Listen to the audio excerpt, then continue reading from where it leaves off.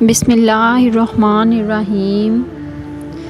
حدیث نبوی۔ حضرت مالک بن انس مرسل روایت بیان کرتے ہیں کہ رسول اللہ صلی اللہ علیہ وآلہ وسلم نے فرمایا، میں تم میں دو چیزیں چھوڑ کر جا رہا ہوں، بس جب تک تم ان دونوں پر عمل کرتے رہو گے تو کبھی گمراہ نہیں رہو گے، یعنی اللہ کی کتاب اور اس کے رسول کی سنت۔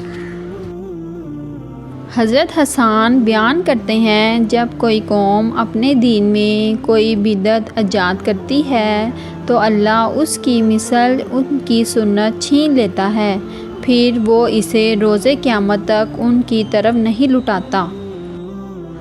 حضرت ابراہیم بن میسرہ بیان کرتے ہیں، رسول اللہ صلی اللہ علیہ وسلم نے فرمایا، جس شخص نے کسی بدعتی کی تعظیم و نصرت کی تو اس نے اسلام کے گرانے پر معاونت کی۔ حضرت ابن مسعود سے روایت ہے کہ رسول اللہ صلی اللہ علیہ وآلہ وسلم نے فرمایا، اللہ نے صراط مستقیم کی مثال بیان فرمائی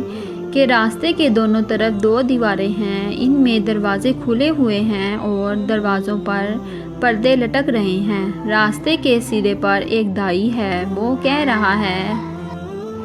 سیدھے چلتے جاؤ، ٹیڑھے مت ہونا، اور اس کے اوپر ایک اور داعی ہے۔ جب کوئی شخص ان دروازوں میں سے کسی چیز کو کھولنے کا ارادہ کرتا ہے تو وہ کہتا ہے، تم پر افسوس ہے، اسے مت کھولو، کیونکہ اگر تم نے اسے کھول دیا تو تم اس میں داخل ہو جاؤ گے۔